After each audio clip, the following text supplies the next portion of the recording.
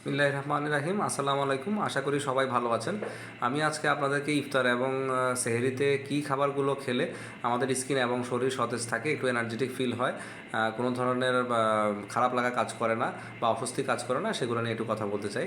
তো আমরা সাধারণত বাংলাদেশে যারা আছি তারা ম্যাক্সিমাম সময় দেখা গেছে যে আমরা এক গ্লাস একদম অতিরিক্ত চিনি দিয়ে বা চিনি দিয়ে শরবত খেয়ে আমরা রোজাটা ভাঙি, এরপরে আমরা খেজুর খাই। তো সেক্ষেত্রে আমি বলবো যে আপনারা খেজুর এভাবে শরবত না খেয়ে আপনারা শুধুমাত্র পানি দিয়ে রোজাটা ভাঙুন, এরপরে দুটো খেজুর খান। আর যদি আমাদের শরবত খেতে হয় তাহলে চিনি না দিয়ে খাবেন, এবং যদি তার চেয়েও বেশি ভালো হয় যদি আপনারা যে ফলটার শরবত করছেন সেই ফলটা যদি আস্ত ফল খেতে পারেন, সেটা সবচেয়ে পুষ্টি গুণাগুণও ভালো থাকবে, সব দিক থেকেই আপনার শরীরের জন্য উপকারী হবে।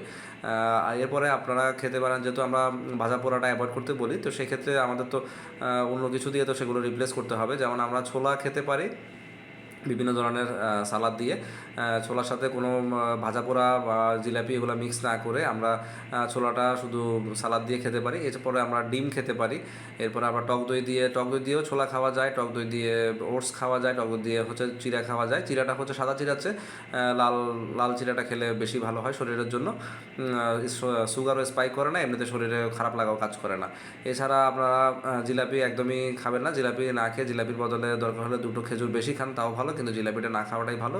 এর আগের ভিডিওতে আমি বলেছি যে জিলাপি খাওয়ার অপকারিতা অনেক বেশি, তো সুতরাং জিলাপিটা অ্যাভয়েড করতে পারলে সবচেয়ে ভালো হয়।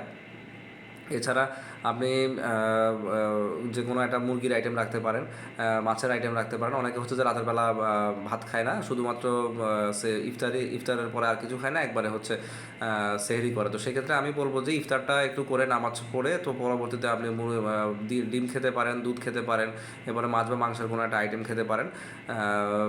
খুব বেশি ভরপেট খাওয়ার দরকার নেই। আর যত বেশি আপনি শর্করা ভাত জাতীয় খাবার খাবেন, তত বেশি আপনার কাছে অস্বস্তি লাগবে এবং তাড়াতাড়ি খিদে লেগে যাবে। এর চেয়ে বরং আপনি যদি প্রোটিন জাতীয় খাবার, যেমন দুধ, এরপরে ডিম, এরপরে যে কোনো মাংস, এগুলো খেলে আপনার দীর্ঘক্ষণ শরীরে শক্তিও থাকবে এবং দীর্ঘক্ষণ আপনার খিদে লাগবে না।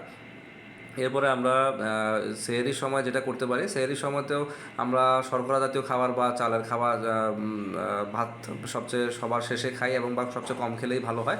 এগুলো আমরা দুটো খেজুর আমাদের অবশ্যই রাখতে হবে। এরপরে কলা রাখতে হবে, যাতে আমাদের সারাদিন শরীরে শক্তি যোগাতে পারে বা শরীরটা ফ্রেশ রাখতে পারে। এছাড়া পানি খেতে হবে। এবং আমি বলবো যে সেহরি থেকে ইফতার থেকে সেহরি পর্যন্ত আপনারা অল্প অল্প করে 8 গ্লাস পানি খাওয়ার চেষ্টা করবেন। একবারে অনেক বেশি পানি খেয়ে ফেললে আরও বেশি খারাপ লাগতে পারে। তো ভালো জিনিস খুব বেশি খাওয়াও ঠিক না, এই জন্য আমি বলবো যে পরিমাণ মতো অল্প অল্প করে আপনারা মোটামুটি 8 গ্লাস পানি খাওয়ার চেষ্টা করবেন, তাহলে সারাদিনে শরীরে পানিরও তেমন একটা ঘাটতি হবে না। আর লবণাক্ত খাবার যতটা সম্ভব অ্যাভয়েড করতে পারলে ভালো হয়, কারণ লবণাক্ত খাবার বেশি খেলেই আপনার সারাদিন রোজা, তো আমাদের মোটামুটি এখন প্রায় 12-13 ঘন্টা রোজা রাখতে হচ্ছে, তো শরীরে পানি একটু কম থাকে। তো লবণাক্ত খাবার খাইলে যেটা হবে যে লবণ পানিটাকে টেনে নেবে, আর এই জন্য আমাদের বারবার তৃষ্ণা লাগবে, পানি খেতে ইচ্ছে করবে, শরীর খারাপ লাগতে পারে। তো এই ক্ষেত্রে আমরা লবণাক্ত খাবারগুলো যতটা সম্ভব কম খাওয়া যায় ওটাই ভালো হয়।